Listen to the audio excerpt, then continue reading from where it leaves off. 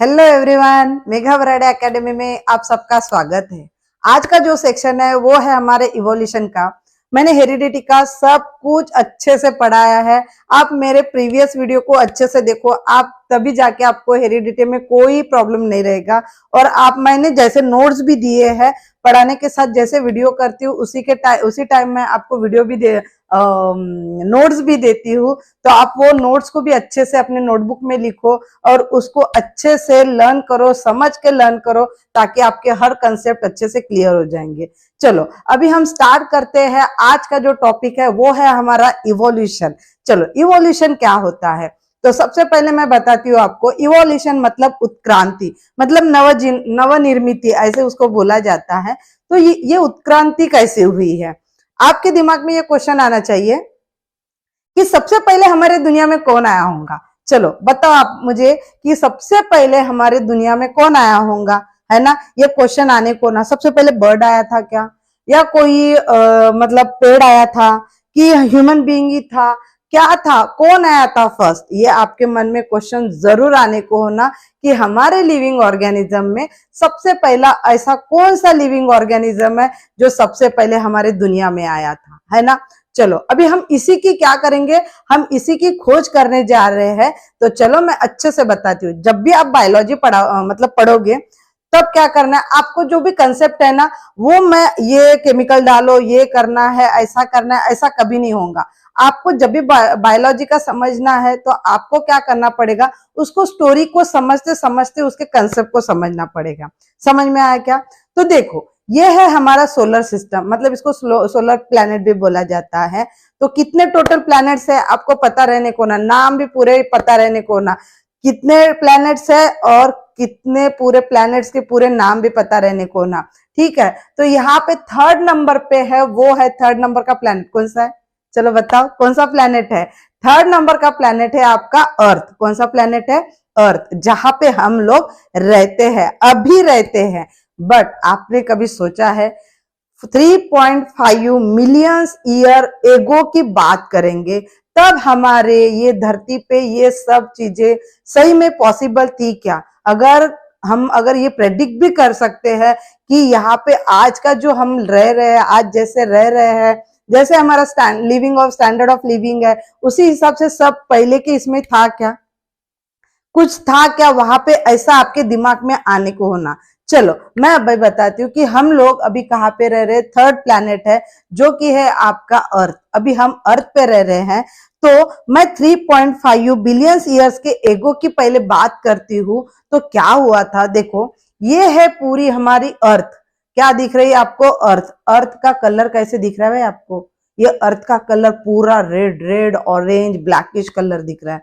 क्या था, अर्थ का कलर ऐसे क्यों आया था भाई, 3.5 बिलियन ईयर पहले। मैं आज जो भी टॉपिक के बारे में बात करूंगी, मैं ना तो 1 मंथ ईयर के पहले की बात करूंगी, ना तो 1 ईयर एगो की पहले की बात करूंगी, ना तो 2 इयर्स एगो, 3 इयर्स एगो। मैं मिलियन करोड़ ईयर्स के पहले की बात करूंगी कि 3.5 मिलियन ईयर एगो हमारी अर्थ, हमारी धरती कुछ इस टाइप में दिखती थी। तब क्या हुआ था, हमारी धरती में पूरा का पूरा, जिधर देखो उधर हमारी धरती पूरी ज्वाला से भर की थी। ज्वाला मतलब सभी हमारी अर्थ में क्या थी, सिर्फ और सिर्फ क्या थी, आग ही आग थी।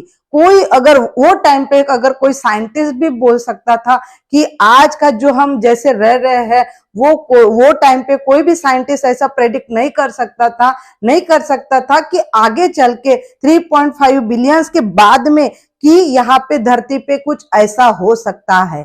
ऐसा किसी ने भी प्रेडिक्ट नहीं किया था, क्योंकि तब वहां पे सिर्फ और सिर्फ धरती में क्या थी, हमारे अर्थ में क्या था, सिर्फ और सिर्फ क्या थी, ज्वाला थी। बट ये ज्वाला ऐसी रही क्या, नहीं। ये जो ज्वाला थी, ये जो आग थी, वो बहुत सालों के बाद, बहुत सालों, उसको साल लगे, वो बाद में थोड़ा थोड़ा उसको क्या हो गई, वो ज्वाला क्या हो गई, ठंड होने लगी। वो ज्वाला की बाद में क्या बनने लगा, वो मिट्टी बनने लगी। मिट्टी मतलब सबसे पहले एक बात बताती हूँ, जब भी आप कोई चीज का कंबशन करते हो, कंबशन मतलब जलाना, अगर आप किसी चीज को जलाते हो तो वहां से सबसे पहले क्या निकलती है? सबसे पहले वहां से निकलती है आपकी कार्बन डाइऑक्साइड गैस। क्या रिलीज होती है वहां पे? Carbon dioxide gas. तो वैसे ही जैसे हमारे पूरे धरती में जिधर उधर सभी के तरफ देखो तो क्या था? सिर्फ और सिर्फ कार्बन डाइऑक्साइड गैस थी। तो जैसे जैसे ये आग थी, लावा था, जैसे जैसे वो ठंडा हो रहा था तो वैसे वैसे वो मिट्टी बन रही थी। मतलब सबसे पहले हमारे अर्थ में कौन सा matter? There are the 3 types of matter, you know that very well. कौन सा? देखो, solid state, liquid state and gaseous state. But आपके अर्थ में सबसे पहला मैटर जो पाया गया था वो कौन सा है? वो सबसे पहला मैटर था आपका गैसेस। क्योंकि कोई भी गैस रिलीज होती है तब आपके जो कंबशन होता है तो सबसे पहले कौन सी गैस रिलीज होती है? Carbon monoxide gas, carbon dioxide gas release होती है। और ये क्या है? आपकी गैस है। तो अर्थ में सबसे पहले कौन सा मैटर आया था? गैस आया था। ठीक है, गैसियस स्टेट था। फिर ये लावा जैसे जैसे ठंडी होती गई वो लावा का क्या बनते गया? मिट्टी बनते गई। मतलब वो क्या था? आपका सॉलिड स्टेट में था। बाद में ये लावा अपने आप ही ठंडी हुई क्या? इसको भी बहुत सारा ठंडा होने के लिए, ये गैसियस से सॉलिड स्टेट में आने के लिए और सॉलिड से लिक्विड स्टेट में आने के लिए करोड़ ईयर्स लगे थे। ऐसा ही नहीं हुआ था। तो क्या हुआ? जब ये बाद में बारिश होना स्टार्ट हुआ, हमारे अर्थ में बारिश होना स्टार्ट हुआ, तो अभी भी ये लावा अचानक से ठंडी हुई क्या? नहीं हुई। बाद में इसको बहुत साल के बाद धीरे धीरे हमने क्या हुआ? ये लावा क्या हो गई? ठंडी होती गई। तो हमने क्या देखा कि हमारे धरती में वाटर का भी सोर्स पाया गया, जिसको हम बोला जाता है, कोई भी वाटर का जो सब्सटेंस रहते हैं हम उसको क्या बोला जाए? हम उसको बोलते हैं लिक्विड स्टेट बोलते हैं। मतलब आपको समझ में आया क्या? पहले की बात करती हूँ तो सबसे पहले हमारे अर्थ में सिर्फ और सिर्फ कौन सा मैटर था? गैसियस स्टेट था। बाद में आपका सॉलिड स्टेट आया और बाद में आपका कौन आया? लिक्विड स्टेट आया। लिक्विड स्टेट मतलब वाटर। तो वाटर के कौन से सोर्सेस पाए गए हैं? तो देखो, वाटर के आपके सबसे पहला सोर्स था कि रिवर, ओशियन, सी, बाद में है आपका लेक। ये सारे चीजें आपके क्या है? वाटर के जरिया था। फिर हमने धरती में देखा कि वाटर है। अभी मैं आपको अच्छे से बताती हूँ। आपने घर में तो देखा होगा, कूलर की टंकी देखिए, टैंक रहती है ना, टैंक देखो, नहीं तो एक हाथ मटका भर के रख दो, नहीं तो एक हाथ बकेट भर के रख दो, बहुत दिन वो पानी को सड़ने दो। फिर आप उसको देखो, वो पानी ना बिल्कुल कांस्टेंट रहेगा, हिलेगा नहीं। लेकिन आपकी अगर एक हाथ नजर जाती है ना तो आपको ना पानी में कुछ ऐसे हिले जैसा दिखेगा। अरे कुछ तो भी हिला, बट वहां पे हवा नहीं है, पानी को आपने हाथ भी नहीं लगा, लेकिन कुछ तो भी ऐसे मूव हुआ। लेकिन आप उसको ओपन आई से देख पाए क्या? नहीं देख पाए। तो क्या होता है वहां पे? अभी वैसे ही हमारे धरती में जब सबसे पहले वाटर पाया गया तो वाटर में हमको क्या मिला? वाटर में हमको एक ऐसा लिविंग ऑर्गेनिज्म मिला, जो लिविंग ऑर्गेनिज्म हमारा यूनिसेलुलर ऑर्गेनिज्म था। यूनिसेलुलर ऑर्गेनिज्म का मतलब होता है, यूनि मतलब सिंगल और सेलुलर मतलब होता है सिंगल सेल।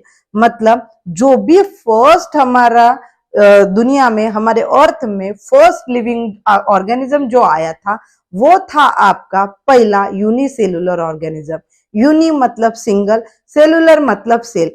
एक ही सेल जो डाइजेशन का काम कर रहा है, कंट्रोल कोऑर्डिनेशन का काम कर रहा है, पूरा रेस्पिरेशन सिस्टम का काम कर रहा है। मतलब हमारे बॉडी में अगर हम बात करते हैं, we are all the multicellular organism, क्योंकि हमारे बॉडी में जो सेल है वो पूरे के पूरे सेल हर एक को काम डिसाइड करके दिया है कि तुझे ये करना है, तुझे ये करना है, तुझे ये करना है।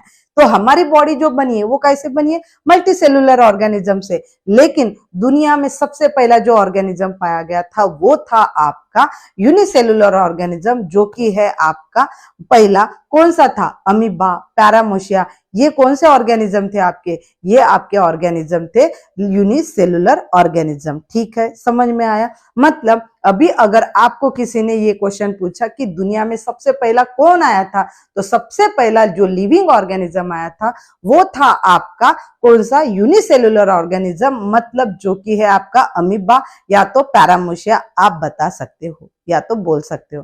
Got it? यहां तक समझ में आया? ठीक है, ये लिविंग ऑर्गेनिज्म यूनिसेलुलर था। इसको ये यूनिसेलुलर ऑर्गेनिज्म बहुत साल लगे भाई इसको चेंज होने के लिए। एक यूनिसेलुलर ऑर्गेनिज्म पानी में मिला, ये पानी में रह के मल्टी सेलुलर, बाद में ये मल्टी सेलुलर हुआ। 1 साल में हुआ, 2 साल में हुआ, 3 साल में हुआ? नहीं भाई, इसको पूरा यूनिसेलुलर ऑर्गेनिज्म, पूरा मल्टी सेलुलर बनने के लिए इसको 4-5 मिलियन करोड़ ईयर्स लगे, तब जाके एक single unicellular organism which is converted into multi cellular organism.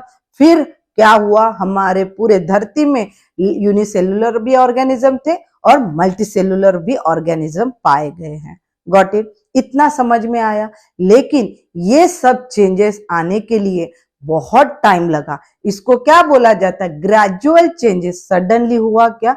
नहीं। यहाँ पे कोई भी चीज आपकी सडनली हुई क्या? नहीं हुई। आपका ये जो चेंज होता गया, इसको क्या बोलते हैं? ग्रेजुअल चेंजेस होता गया। यूनिसेलुलर ऑर्गेनिज्म में क्या आया? ग्रेजुअल चेंजेस आया, और ये ग्रेजुअल चेंजेस को ही आप क्या बोलोगे? इवोल्यूशन बोलोगे। मतलब कोई भी एक ऐसी चीज, जो चीज में बहुत टाइम लगेगा, बहुत टाइम लगेगा, इसी चेंजेस को हम बोलेंगे इवोल्यूशन। समझ में आया? तो सबसे पहले हमारा जो मेन कंसेप्ट था कि हमारे धरती में सबसे पहला जो ऑर्गेनिज्म पाया गया था, वो था आपका यूनिसेलुलर ऑर्गेनिज्म। यूनि मतलब सिंगल, सेलुलर मतलब सेल, और ये यूनिसेलुलर ऑर्गेनिज्म आपका कहाँ पे मिला? आपको पानी में मिला। Got it? देखो, अभी पानी में मिला, फिर कुछ ऐसे एनिमल्स थे जो कि आपके पानी में भी रहते थे और पानी के बाहर भी रहते थे। कुछ एनिमल ऐसे थे जो कि लैंड में रहते थे, कुछ एनिमल्स ऐसे थे जो कि हवा में भी रहते थे और आपके लैंड में भी रहते थे, है ना? तो ये क्या हो गया? ये सब एनिमल्स क्या हो गए आपके? ये सब एनिमल्स यूनिसेलुलर से क्या बन गए? मल्टी सेलुलर बन गए, और इसी कंसेप्ट को हम क्या बोलेंगे? इवोल्यूशन बोलेंगे। देखो क्या है definition? The gradual changes occurring in living organism a long time, it is called as a evolution। कोई भी चीज में बहुत टाइम लगना और उसमें चेंज आना, उसी को हम बोलेंगे इवोल्यूशन। देखो भाई, सबसे पहले दुनिया में एक बंदर जैसे दिखने वाला इंसान था। मतलब लोग बोलते थे कि बंदर ही इंसान थे। मुझे ये क्वेश्चन का आंसर दो, अगर बंदर ही इंसान थे तो हमारे अभी आजू बाजू में बंदर क्यों घूम रहे, मंकी क्यों घूम रहे? एक तो मंकी को रहना था, नहीं तो हमको ह्यूमन बीइंग को रहना था, है ना? अभी बोलोगे कि उनको हम बोलते हैं, हमारे जैसे जिन्होंने भी बताए थे कि मंकी और मंकी ही आदमी था। नहीं भाई, मंकी जैसे दिखने वाला, हुबेहूब जैसा दिखने वाला एक टॉमर नाम का एनिमल था। ठीक है, मंकी नहीं था। अगर मंकी था तो एनिमल मंकी था। अभी अगर मंकी ही आदमी थे तो हमारे आजू बाजू में अभी मंकी नहीं चाहिए थे, है ना? नहीं तो हम नहीं चाहिए थे उनके पास में। तो मंकी नहीं था, मंकी के जैसे दिखने वाला, हुबेहूब जैसे एकदम कॉपी दिखने वाला आदमी था। वो पहला है आपका लैमोर बोला जाता है उसको, सॉरी, उसको बोला जाता है लैमोर। ठीक है, समझ में आया क्या? देखो बाद में क्या था, उसको टेल थी, जो टेल का कुछ काम नहीं था। वो टेल ना क्या हो गई, सडनली उसकी इससे गायब हो गई क्या? नहीं, वो टेल को हटने के लिए करोड़ों ईयर्स लगे। बाद में उसकी टेल को क्या हो गया, टेल आपका पूरी तरह से डिस्ट्रॉय हो गया। मतलब वो लैमोर नाम का जो एनिमल्स था, लैमोर मतलब हम ही थे, तो वो लैमोर नाम का जो एनिमल्स था उसकी टेल हट गई, तो हम पूरे के पूरे जैसे दिखने वाले ह्यूमन बीइंग थे। ये था टोटली आपका इवोल्यूशन का कंसेप्ट। क्या था इवोल्यूशन? कोई भी चीज में सडनली नहीं, ग्रेजुअल चेंजेस आना, उसी कॉन्सेप्ट को हम बोलेंगे इवोल्यूशन। अगेन एक बार मैं रिपीट करती हूँ, ये डेफिनेशन आपको हम खास पूछी जाती है 1 मार्क के लिए। What is evolution? The gradual changes occurring in, सिर्फ और सिर्फ ग्रेजुअल चेंजेस काय में आना, आपके लिविंग ऑर्गेनिज्म में आना, बहुत टाइम के बाद, उसी को बोला जाता है इवोल्यूशन। समझ में आया? अभी ये तो इवोल्यूशन है, मैंने देखा क्या ये इवोल्यूशन क्या है, किसी ने देखा है क्या? लेकिन अगर ये इवोल्यूशन है, हमको तो क्या चाहिए भाई? आज के जनरेशन में अगर मैं बोलूंगी ये ऐसा है, ये ऐसा है, तो कोई मेरे बात पे विश्वास नहीं करेगा, क्योंकि आज की जनरेशन क्या मांगती है? आपको हर एक चीज का प्रूफ मांगती है, हर एक चीज का क्या मांगती है, एविडेंस मांगती है कि देखो भाई मैंने बोलूंगी कि ऐसा है, मेरे बात पे कौन विश्वास करेगा, आपको उसके लिए क्या दिखाना पड़ेगा, एविडेंस शो करना पड़ेगा, मतलब उसका प्रूफ दिखाना पड़ेगा। तो चलो अभी हम स्टार्ट करते कि क्या है, ऐसा सही में था, इवोल्यूशन सही में ऐसा हुआ था क्या, पहले के लोग कैसे थे, अभी के लोग कैसे हैं, पहले का एनिमल कैसा है, आज का एनिमल्स कैसा है, पहले का मैंगो कैसा है, आज का मैंगो कैसा है, हर एक लेके, फ्रूट से लेके, बर्ड से लेके, हर एक कंसेप्ट को मैं अच्छे से पढ़ाऊंगी और उसके साथ साथ मैं आपको दूंगी एविडेंस। एविडेंस का मतलब होता है प्रूफ,